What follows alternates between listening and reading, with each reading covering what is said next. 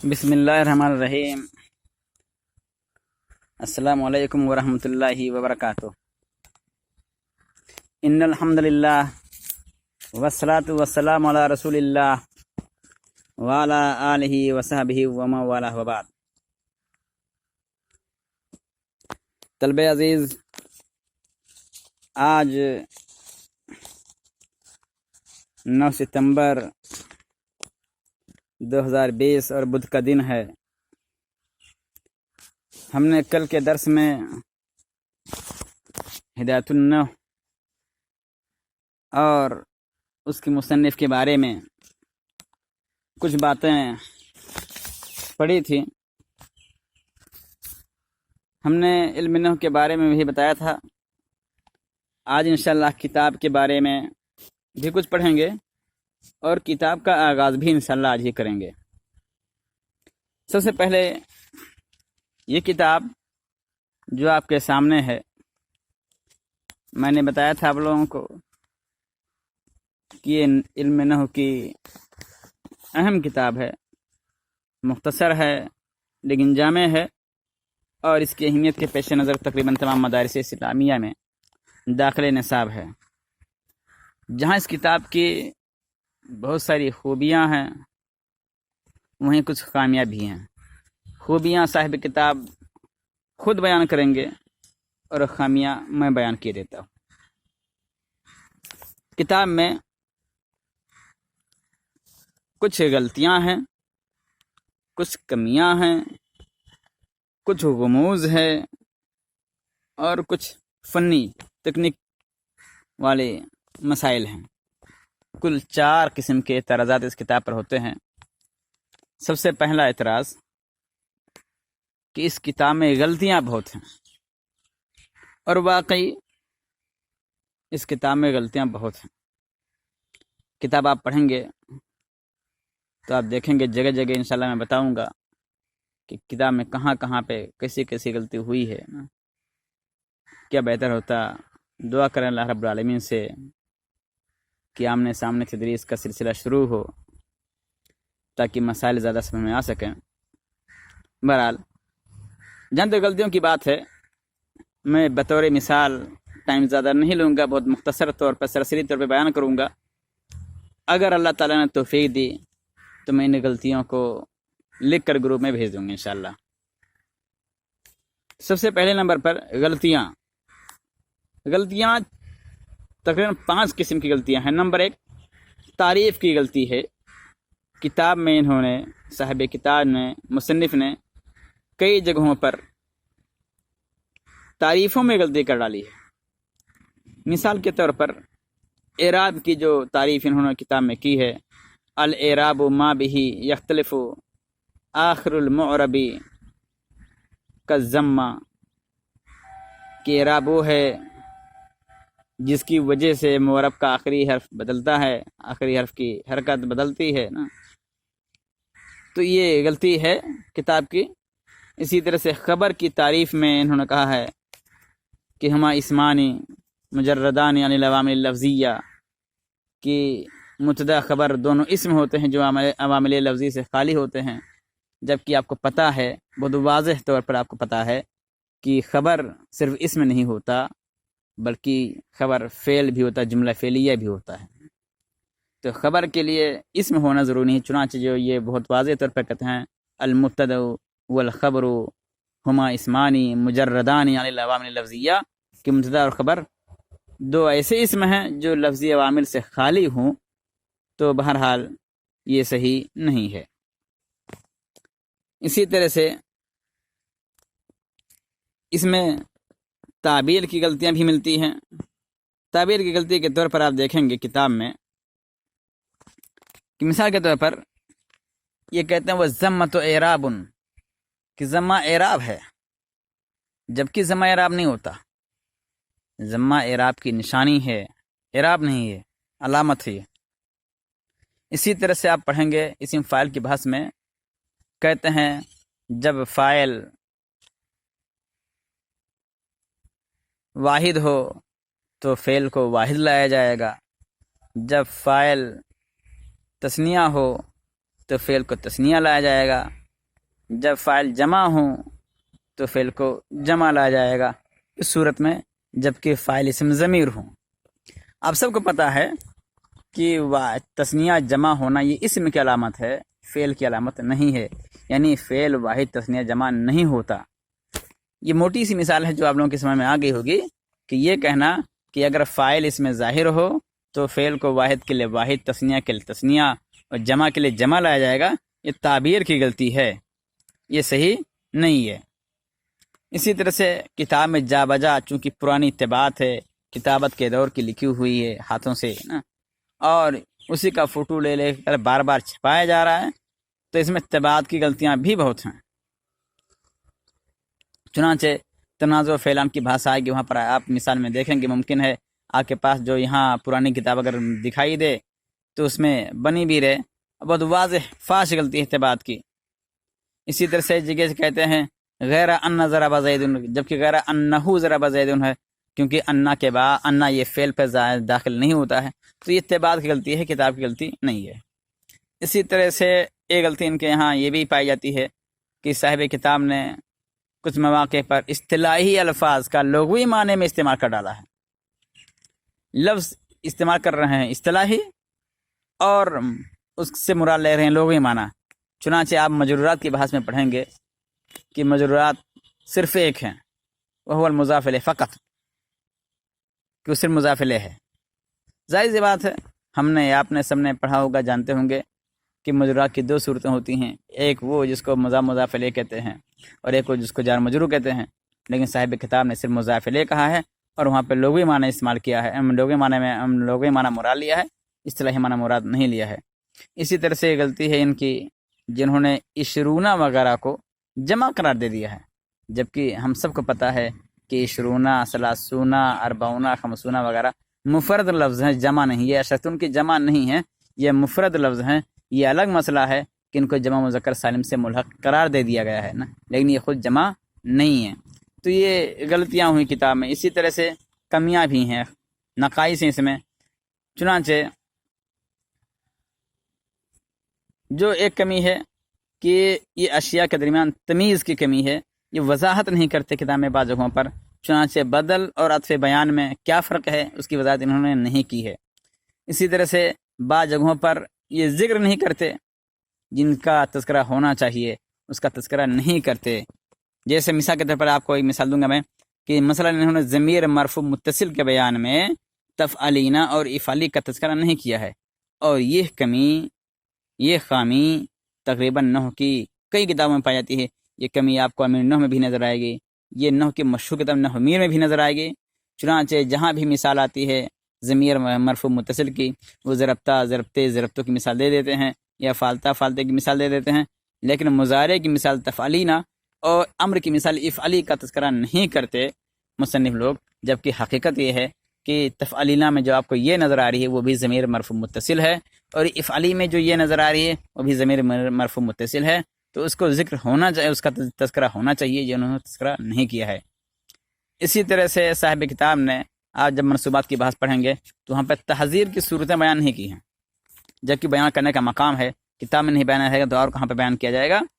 اسی طرح سے ایک کمی ان کے تعبیر میں کمی ہے، مثلا صفت اور موصوف میں مطابقت کا ذکر جب انہوں نے کیا ہے تو انہوں نے کہا ہے کہ صفت اور موصوف میں 10 چیزوں میں مطابقت لازم ہوتی ہے، یا صفت موصوف کی دوسری ایک صورت ہوتی ہے اس میں 5 چیزوں میں مطابقت ضروری ہوتی ہے، جبکہ صحیح بات یہ ہے کہ 10 چیزوں میں مطابقت نہیں ہوتی ہے، 10 میں سے 4 میں مطابقت ہوتی ہے، اور جو صفت موصوف کی دوسری صورت ہوتی ہے اس میں 5 میں سے 2 میں مطابقت لازمی ہوتی ہے، تو یہ دھیان رکھیے گا کہ تعبیر میں کمی ہے۔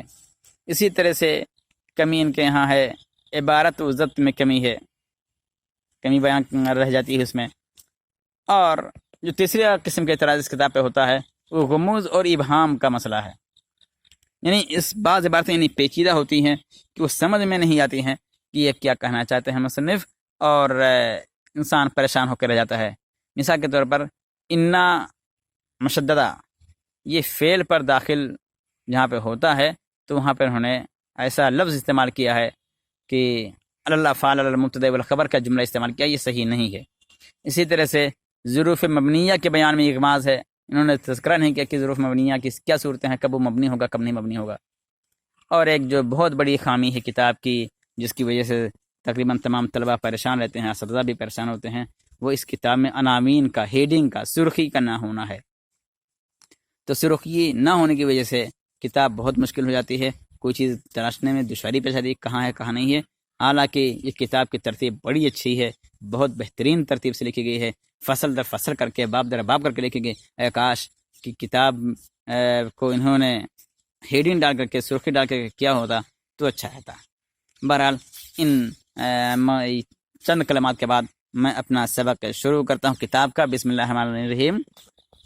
عام قاعدے کے اعتبار سے انہوں نے جو مشہور روایت پائی جاتی ہے، کل امر ذی بال لم یبدأ بحمد اللہ فهو اخطأ یا ابتر، اس کے لحاظ سے انہوں نے یہ کتاب بسم اللہ کے سے شروع کیا ہے، اور یہ ہماری روایت، اسلامی روایت ہے کہ کتابوں کا تذکرہ، کتابوں کی ابتدا، کھانے کی ابتدا، ہر کام کی ابتدا اللہ کے نام سے ہوتی ہے۔ تو یہاں بھی بسم اللہ الرحمن الرحیم کہہ کر کے انہوں نے کتاب کی ابتدا کی ہے۔ چنانچہ آپ بھی بسم اللہ کر لیجئے۔ بسم اللہ الرحمن الرحیم۔ رب یسر ولا تعسر ولا تنقص وتمم بالخیر، الحمد للہ رب العالمین والعاقبۃ للمتقین والصلاۃ علی رسولہ محمد وآلہ وصحبہ اجمعین، اما بعد۔ تو انہوں نے الحمد، یہ لام جو الف لام ہے وہ استغراق کے لیے آتا ہے۔ یہ تمام قسم کی تعریفات اللہ رب العالمین کے لیے ہیں، للہ رب العالمین، یہ اللہ رب العالمین کے لیے ہیں۔ یہ رب العالمین ترکیب میں یا تو صفت ہے اللہ کی، یا تو پھر عطف بیان ہے، دونوں اقوال ہیں اس میں۔ تو الحمدللہ رب العالمین، تمام تعریفات اس اللہ کے لیے ہیں جو سارے جہانوں کا رب ہے۔ آپ یاد رکھیے گا، رب العالمین کا ترجمہ عموماً لوگ یا علماء لوگ دونوں جہان کر دیتے ہیں، یہ صحیح نہیں ہے۔ جہان کتنے ہیں، دنیایں کتنی ہیں، اللہ رب العالمین ہی کو پتہ ہے۔ اس لیے یہ عالم کی جمع عالمین ہے، آپ ترجمہ کرو گے الحمدللہ رب العالمین، تمام کی تمام تعریفات اس اللہ کے لیے ہیں جو سارے جہانوں کا رب ہے۔ دونوں جہانوں کا رب نہ کیجیے گا، جو سارے جہانوں کا رب ہے، الحمدللہ رب العالمین۔ میں اسی لحاظ پہ سنوں گا بھی آپ سے سبق، اس لیے دھیان دیجیے گا۔ الحمدللہ رب العالمین، تمام کی تمام تعریفات اس اللہ کے لیے ہیں جو سارے جہانوں کا رب ہے۔ یاد رکھیے گا، دونوں جہانوں کا نہ کہیے گا۔ والعاقبۃ للمتقین، اور انجام، بہترین انجام متقیوں کے لیے ہے۔ والصلاۃ علی رسول محمد وآلہ وصحبہ اجمعین، اور درود ہو، رحمتیں نازل ہوں اس کے رسول محمد صلی اللہ علیہ وسلم پر، ان کے آل پر، ان کے صحاب پر، اجمعین، سب کے سب۔ اما بعد، یہ اما شرط ہے، لفظ شرط ہے، جس کا دو طریقہ ہوتا ہے استعمال کرنے کا۔ پہلا یہ استیناف کے لیے آتا ہے، اور یہاں پہ استینافی کے لیے ہے۔ اور دوسرا ہوتا ہے جب انسان کسی مبہم کی چیز کو، کسی مجمل چیز کو واضح نہیں کرتا، اس کے بعد اس کی وضاحت کے لیے یہ اما کا لفظ استعمال کرتا ہے۔ اما بعد فہذا مختصر مضبوط فی النحو جمعت فیہ مہمات النحو۔ فہذا، تو یہ ہذا اس میں اشارہ ہے، مراد یہی کتاب ہے۔ اگر یہ کتاب ہے لکھنے کے بعد مقدمہ شروعات انہوں نے لکھا ہے، مقدمہ لکھا ہے، تمہید لکھی ہے، تو مراد کتاب مشاروں نے یہی کتاب ہوگی۔ اور اگر پہلے سے لکھا ہے تو جو دماغ میں، ذہن میں جن کے موجود تھا محسوس، تو اس کی طرف اشارہ ہے۔ فہذا، تو یہ یعنی یہ وہ مسائل یا وہ چیزیں جو میں اپنے دماغ میں موجود پاتا ہوں، یا وہ کتاب جو سامنے آپ کے موجود ہے۔ فہذا مختصر، تو یہ مختصر سا رسالہ ہے، مضبوط، جو لکھی گئی ہے، جو لکھا گیا ہے، تو یہ مختصر سا رسالہ ہے جو لکھا گیا ہے، یہ مختصر سی کتاب ہے جو لکھی گئی ہے۔ مضبوط ضبط کے معنی میں آتا ہے، ضبط معنی لکھنا، اسی سے ضبط کتاب اور ضبط صدر ہوتا ہے، منضبط کرنا، یاد رکھنا۔ فہذا مختصر مضبوط، تو یہ محفوظ ہے، منضبط ہے، محفوظ ہے، یاد کیا ہوا ہے۔ فی النحو، کس میں؟ نحو کے مسائل میں، فن نحو میں۔ جمعت فیہ مہمات النحو، یہاں پر چونکہ کتاب میں اہم مباحث موجود ہیں، جزئیات کا تذکرہ نہیں ہے، اس لیے انہوں نے اس کی مزید تفصیل کی ہے تاکہ کوئی اعتراض نہ کرے۔ جمعت فیہ مہمات النحو، میں نے اس میں جمع کر رکھا ہے نحو کے اہم مباحث، مہمات، اہم مسائل، اہم باتیں۔ تو اگر صرف ھذا مختصر مضبوط فی النحو کہتے تو مختصر بیکار ہو جاتا، کیونکہ نحو کے مسائل بے شمار ہیں، اس سے کتاب کو موٹی کرنی پڑتی، لہٰذا انہوں نے جمعۃ فیہ مہمات النحو کہہ کر اس کو مقید کر دیا ہے کہ ہم نے اس میں صرف نحو کے اہم مباحث، اہم مسائل بیان کیے ہیں۔ علی ترتیب الکافیتی، کافیہ کی ترتیب پر۔ کافیہ ایک مشہور کتاب کا نام ہے جو نحو کی کتاب ہے، پہلے پڑھائی جاتی تھی مدارس میں، اب نہیں پڑھائی جاتی ہے۔ تو علی ترتیب الکافیتی، کافیہ کی ترتیب پر، مبوباً، واو کے زیر کے ساتھ مبوباً، باب در باب کر کے، وہ مفصلاً، اور فصل در فصل کر کے، بے عبارت واضحۃ، واضح عبارت کے ساتھ، ما ایراد الامثلتی فی جمیع مسائلہا، تمام مسائل میں مثالیں بیان کرنے کے ساتھ ساتھ، ما ایراد الامثلہ، مثالیں بیان کرنے کے ساتھ ساتھ، فی جمیع مسائلہا، ان کے تمام مسائل میں، من غیر تعرض، بغیر اعراض کیے ہوئے، بغیر چھیڑ چھاڑ کیے ہوئے، للادلۃ والعلل، دلائل سے اور اسباب سے، یعنی اسباب اور دلائل کا تذکرہ کیے بغیر، اس کو چھیڑے بغیر، لئلا یشوش ذہن المبتدی، تاکہ مبتدی جو ابتدائی طالب علم ہے اس کا ذہن تشویش میں مبتلا نہ ہو، کس سے؟ ان فہم المسائل، مسائل کے سمجھنے سے، تاکہ ان کا بیان کرنا، دلائل کا بیان کرنا، اسباب کا بیان کرنا، یہ ابتدائی طالب علموں کو مسئلے سمجھنے سے بیگانہ نہ کر دے، پریشانی میں نہ ڈال دے۔ وسمیتہ بہدایۃ النحو، میں نے اس کا نام ہدایت النحو رکھا ہے، رجاء ان یہدی اللہ تعالی بہ الطالبین، اس امید سے کہ اللہ تعالیٰ اس کے ذریعہ طلباء کو رہنمائی کرے اللہ تعالیٰ۔ ورتبتہ علی مقدمۃ وثلاثۃ اقسام، اور اس کو میں نے مرتب کیا ہے ایک مقدمے پر، 3 اقسام پر، وخاتمۃ، اور ایک خاتمے پر، بتوفیق الملک العزیز العلامی، اس بادشاہ کی توفیق سے جو غالب ہے، جو بہت زیادہ جاننے والا ہے۔ اما المقدمۃ ففی المبادئ التی یجب تقدیمها، تو رہا مقدمہ تو ان بنیادی مسائل کے بیان میں ہے، التی یجب تقدیمها، جن کو مقدم کرنا واجب ہوتا ہے، لتوقف المسائل علیہا، ان پر مسائل موقوف ہونے کی بنا پر، وفیہا فصول ثلاثہ، اور اس میں 3 فصلیں ہیں۔ تو یہ کتاب ہے، آپ کو جہاں کہیں کوئی پریشانی آئے گی، آپ ہمارے پرسنل نمبر پہ واٹس ایپ سے یا پھر فون کر کے آپ معلوم کر لیجیے گا، انشاءاللہ وضاحت کی جائے گی، اور اس میں کسی قسم کی جھجک، کسی قسم کی پریشانی نہیں ہونی چاہیے۔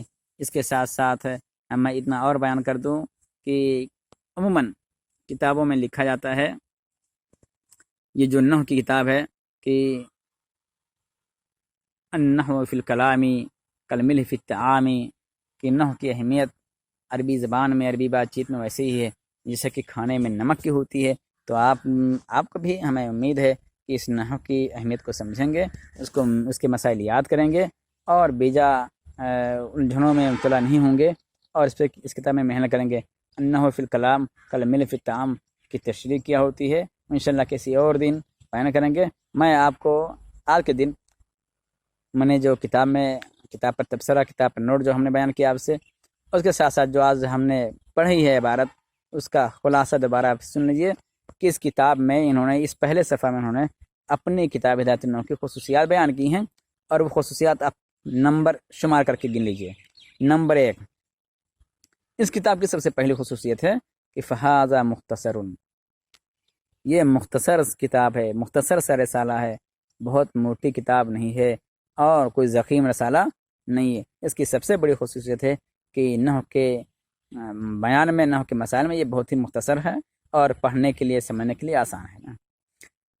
اس میں دوسری خصوصیت جمعۃ فیہ مہمات النحو، اس میں مصنف نے نحو کے اہم مباحث بیان کیے ہیں، تقریباً تمام اہم مباحث اس میں موجود ہیں۔ تو پہلی خصوصیت کتاب مختصر ہے، دوسری خصوصیت نحو کے تقریباً تمام اہم مسائل اس میں موجود ہیں۔ نمبر 3، علی ترتیب الکافیہ، یہ کتاب کافیہ نامی نحو کی مشہور کتاب کی ترتیب پر ہے۔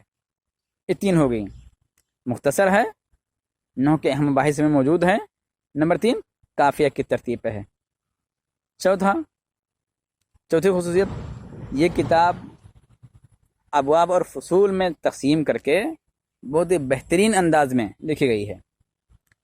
نمبر 5 بے عبارت واضحہ، اس کی عبارت بہت واضح ہے۔ نمبر 6 ما اراد الامثلہ جنہوں نے کہا ہے، نمبر 6 اس میں تمام مسائل کی مثالیں دی گئی ہیں۔ اور نمبر 7 بچوں کو، طلبہ کو پریشانی سے بچانے کے لیے دلائل اور اسباب کا تذکرہ نہیں ہے۔ تو یہ کل 7 خصوصیات کتاب کی ہوئیں، آپ لوگ یاد کر لیجیے گا۔ نمبر 1 کتاب مختصر ہے۔ نمبر 2 نحو کے تمام اہم مسائل اس میں موجود ہیں۔ نمبر 3 قافیہ کی ترتیب پر ہے۔